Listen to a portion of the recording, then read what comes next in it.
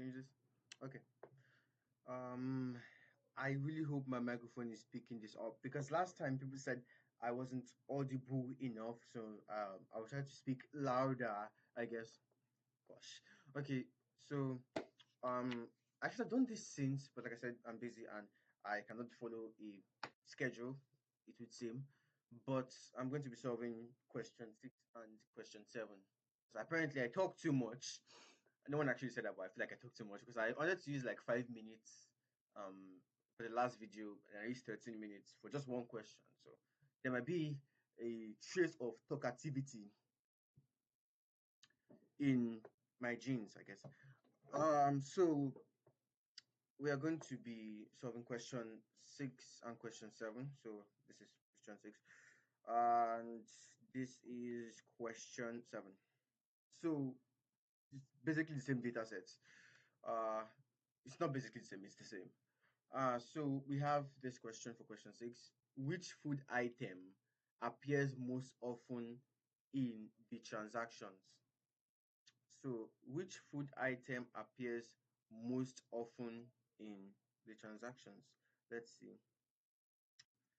Uh, so I think, have we done this?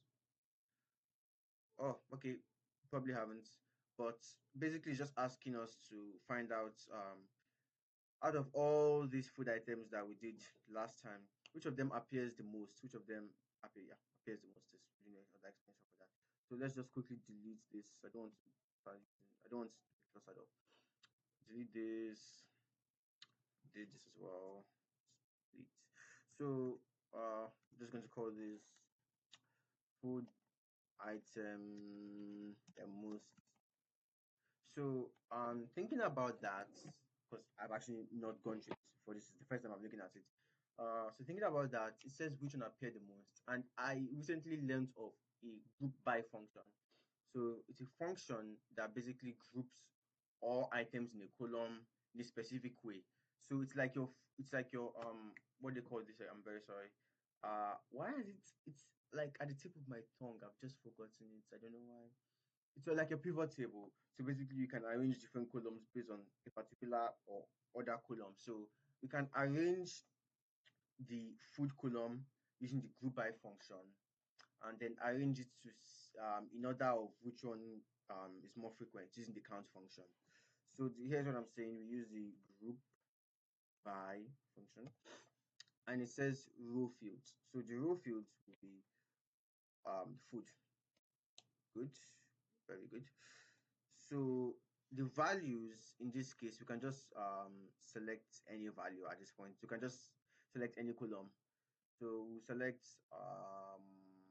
capacity. Doesn't really matter. Let's select price. Like again, doesn't really matter, but I really don't know why I want to select price. Sorry, let's delete this one. Sorry, let's reselect it. My bad. Um,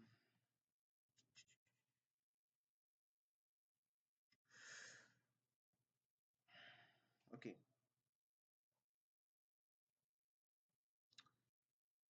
So I'm just quickly going to remove this one. Should be a one here. Good. And then the function we're going to use to group it by is the count function. So basically, we just want it to go around counting um, the frequencies of each of the food here. So we're going to type in count and then enter, and it returns all of them in the grouped by format. What is wrong with me today? So this is everything, and then basically what we can just do here is that we can sort this in order to find, like, you can sort it in a descending order, which will show us the largest number first, or we can just use an XLOOKUP. Like I said last video, I really love XLOOKUPs. Oh no no no, sorry. I really love XLOOKUPs. So basically what we're going to do, we're going to XLOOKUP the maximum amount of, yeah, the maximum number here, and then ask it to give us the same value in the same position in this column. Wow. So the max function, so the maximum number in this array, then comma, search for it here again, comma, then return wherever you find the number in, return the same value in this other column. So that gives us ramen noodles. Let's see, is it that much? How much is ramen noodles? Okay, 180. So the answer is ramen noodles. So just manually going to type this here. Noodles. So is it here? It should be in the answer for now. Ramen noodles. Correct. Okay. So question 7. I really hope I've not used like up to 10 minutes at this point. Just blabbering. Um, how many team names are missing from the transaction data? Okay. Says how many team names. Like I said, this is the first time I'm just looking at this, so I have to like think about it.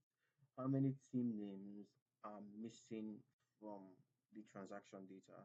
Count the missing observations from row 25 to 587 in team column. So I already have an idea of how to solve this already.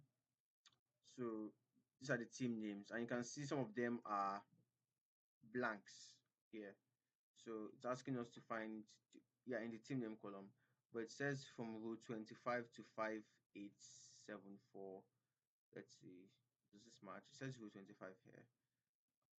Let me see.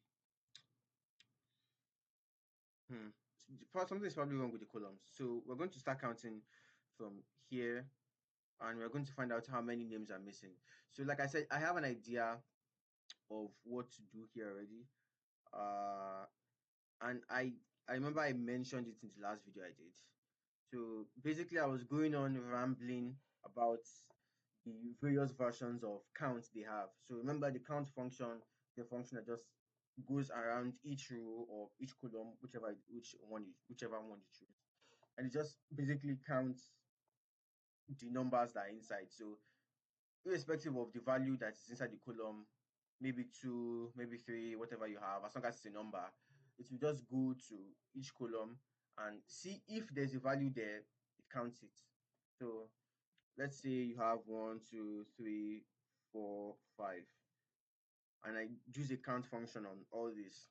It's just going to count, oh, okay, there's a value in this cell, 1, there's a value in this cell, 2, there's a value in this cell, 3, there's a value in this cell, 4, 5. It's not determined by the number. Let me change the number. Let's say 7, 8, 9. So it doesn't really it doesn't care about the numbers inside. It just cares about if there's a numerical value inside it. Just a quick example. This will give us 5 because there are 5 cells there with values inside them. So it gives us 5. So there are different count functions. There's a count function. The normal one is this one where it just counts numbers. There's another one called the count blank, which counts the amount of cells that are blank.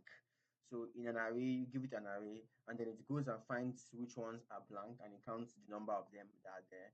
There's a count A function, which I believe counts the number of cells that are not blank. There's count if, which counts on a specific condition. There's count ifs, IFS, which counts on 2 or more conditions. So what we're going to be using in this case is a count blank function. Count blank. So instead of just, yeah, that's the same problem I had. We know this is column B, so let's just go from here to here, and then we change the column name from E to B. So this is okay. So it says 1157. Oh gosh, 11,057. I'm really getting used to this thing. So I really hope the answer is here. The answer is going to be there. 1157, and that is the answer. And I really hope I did this in under 10 minutes. Yes. Hey, not too much blabbering today. That's good. So the answer is 1157. And two very easy questions. I'm not really going to lie, but I guess it just helped us reinforce what we knew about the count function. Instead of last time, I think we used the count a function.